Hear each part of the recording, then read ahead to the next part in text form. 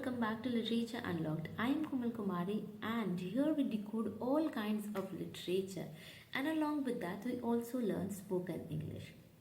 अगर आप ग्रामर सीख रहे हैं और वोकैबुलरी भी याद कर रहे हैं फिर भी इंग्लिश बोलते समय आपकी फ्लो ब्रेक हो जाती है तो प्रॉब्लम इंग्लिश की नहीं है, प्रॉब्लम है राइट फ्रेजेस यूज़ ना करने की। आज की इस वीडियो में मैं आपको बताऊंगी 15 पावरफुल इंग्लिश फ्रेजेस जो आपको instantly more fluent, confident and natural English speaker बनाते हैं। So no bookish English, no रट्टा, only real life daily English conversations. Starting with how to start a conversation. किसी से भी बात करने से पहले ये ज़रूरी होता है कि हम ये जानें कि कॉन्वर्सेशन को शुरू कैसे किया जाता है।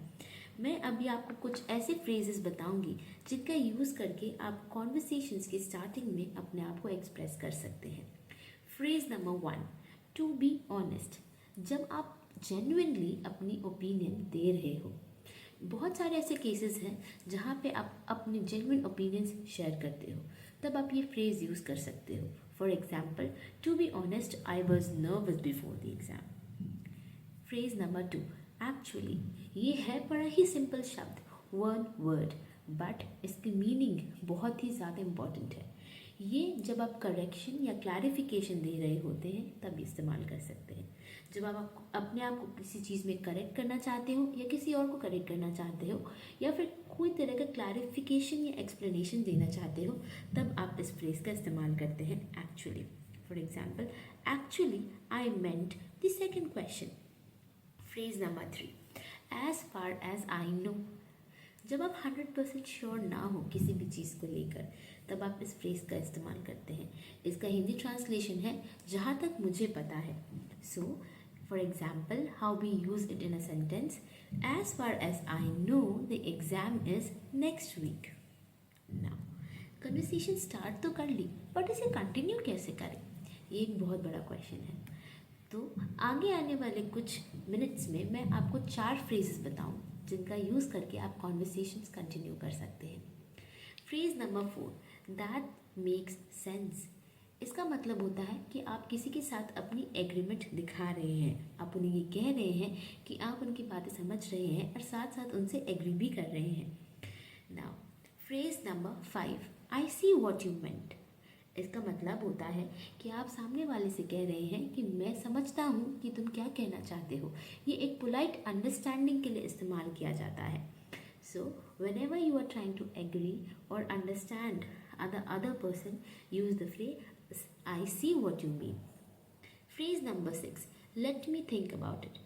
जब आपसे कोई सवाल किया गया हो या किसी ने अपनी ओपिनियन को आपके सामने रखा हो और आपको कुछ वक्त चाहिए उन ओपिनियंस को एनालाइज करने के लिए, समझने के लिए, तब आप इस फ्रेज का इस्तेमाल कर सकते हैं। जब आप तुरंत आंसर ना देना चाहते हो, let me think about it, मुझे इस बारे में सोचने दीजिए। Phrase number 7, what I am trying to say is. बहुत बार ऐसा होता है कि आप अपने थॉट्स को क्लियर करना चाहते हो या अपने आप को क्लैरिफाई करना चाहते हो, अपने आप को बेहतरीन तरीके से समझाना चाहते हो। इन केसेस में आप इस्तेमाल करते हैं फ्रेज का what I am trying to say is. Now conversations आगे तो बढ़ी बट बहुत बार ऐसा होता है कि आप अपने थॉट्स को आगे प्लेस करना चाहते हो, अपने आप को प्रेजेंट करना चाहते हो। तो उसके लिए मैं आपको 3 फ्रेजेस बता रही हूँ जिसका यूज़ कर सकते हैं आप जब आपको अपने ओपिनियंस एक्सप्रेस करने हो। Phrase number 8, in my opinion. ये एक डायरेक्ट स्टेटमेंट है जो आप फॉर्मल एग्जाम्स में, इंटरव्यूज़ में या किसी भी नॉर्मल फॉर्मल कॉन्वर्सेशंस में यूज़ कर सकते हो। इन माई ओपिनियन, मेरे ख्याल से। ये एक बहुत ही ज़्यादा फॉर्मल स्टेटमेंट है जो बहुत ही कॉन्फिडेंट साउंड करता है व्हेन आप अपने ओपिनियंस एक्सप्रेस करना चाहते हो। Phrase number 9, from my perspective. ये थोड़ा सा एडवांस्ड वर्जन है of from my opinion, in my opinion. ये उसका एडवांस्ड वर्जन है, ये एक पॉलिश्ड वोकैबुलरी है। फ्रॉम माई पर्सपेक्टिव जिसका मीनिंग सेम ही है, ये भी आप interviews, formal conversations and exams में इस्तेमाल कर सकते हैं। The next phrase is I strongly believe.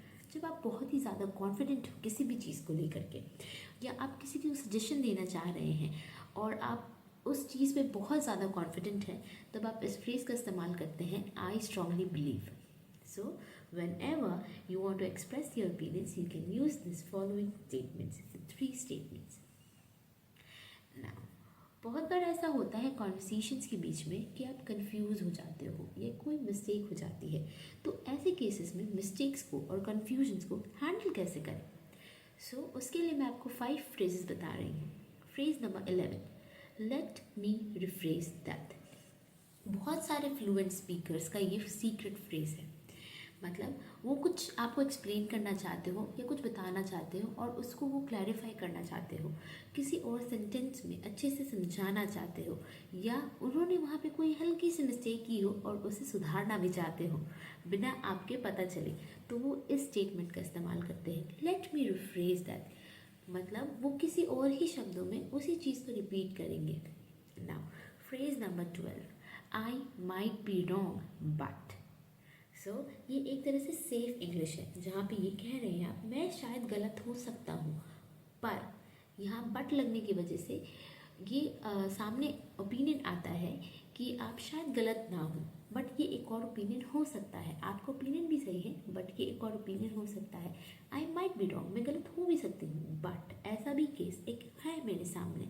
तो जब आप सेफ प्ले करना चाहते हो, तब आप ये स्टेटमेंट का इस्तेमाल कर सकते हैं. The next statement is phrase number 13 is could you please clarify. अगर आप चाहते हैं कि सामने वाला आपको फिर से किसी चीज़ को एक्सप्लेन करे या फिर अपने थॉट को वापस से अच्छे से प्रेजेंट करे, तब आप इस फ्रेज का इस्तेमाल कर सकते हैं, could you please clarify. The next statement is I didn't catch that. Now, बहुत बार ऐसा होता है कि हम समझ नहीं पाते हैं, तो आप या तो कुड यू प्लीज़ क्लैरिफाई का यूज़ कर सकते हो या फिर इस स्टेटमेंट का इस्तेमाल कर सकते हो, आई डिडंट कैच दैट, मुझे ये समझ नहीं आया. हिंदी ट्रांसलेशन इसका थोड़ा अलग है, बट ये एक तरह से इंग्लिश स्टेटमेंट है जिसका मतलब होता है कि मुझे ये चीज़ समझ नहीं आई, आप प्लीज़ उसे दोबारा एक्सप्लेन करिए. The last phrase is phrase number 15 is give me a moment. ये स्टेटमेंट में आप कह रहे हैं कि मुझे थोड़ा सा वक्त चाहिए. जब आप किसी स्टेटमेंट को लेकर कन्फ्यूजन में हो या कोई गलती कर रहे हो, आपको थोड़ा वक्त चाहिए चीज़ों को एनालाइज करने के लिए, समझने के लिए, तब आप इस फ्रेज का इस्तेमाल करते हैं, give me a moment. We have all the mixed phrases here, जिसका आप बीच बीच में आप नॉन सिक्वेंशली या फिर सीक्वेंशली या फिर एक दूसरे की जगह पे किसी और को रिप्लेस करके इस्तेमाल कर सकते हो. अगर आप सिर्फ इन 15 फ्रेजेस का या तो फिर सिर्फ इन लास्ट 5 फ्रेजेस का डेली यूज़ करना स्टार्ट कर देंगे, तो मैं आपको गारंटी देती हूँ 30 दिन में आपकी इंग्लिश का फ्लो ऑटोमेटिकली सही हो जाएगा. मीन्स आपकी इंग्लिश स्पीकिंग में एक लय बन जाएगी और आपकी वोकैबुलरी की डिक्शनरी बढ़ती चली जाएगी. अगर आपने डिसाइड कर लिया है कि ऐसा कौन सा फ्रेज़ है जो आप डेली इस्तेमाल करना चाहते हैं, तो कमेंट में लिखिए which phrase you will start using today. उस फ्रेज़ को वहाँ कमेंट करिए एंड योर थॉट्स को एक्सप्रेस करिए. या फिर कोई और ऐसा फ्रेज़ है जो आप यहाँ पे ऐड करना चाहते हो, तो वो भी आप कमेंट कर सकते हो.